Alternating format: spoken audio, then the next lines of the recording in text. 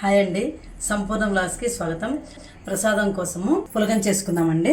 పెసరపప్పు 1 పోసుకున్నాను, 3 బియ్యం పోసుకుంటున్నాను.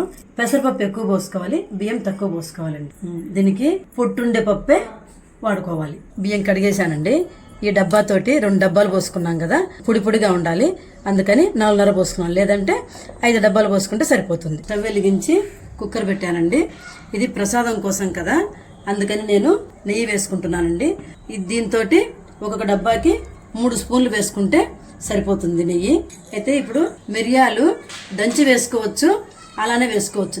మిరియాలు, కొంచెము జీలకర్ర, కొంతమంది ఆవాలు వేసుకుంటారండి, నేను వేయట్లేదు. వేగిపోయాయండి. ఇవన్నీ దీంట్లో పోసేసుకోండి. కొంచెము పసుపు వేసుకోండి కలర్ కోసము. సరిపోను ఉప్పు వేసేసుకొని కలిపేసి కుక్కర్ మూత పెట్టి ఒక 3-4 విజిల్స్ వస్తే సరిపోతుందండి. ఓహో, బ్రహ్మాండంగా ఏందండి. అమ్మవారి ప్రసాదమా మజాకానా?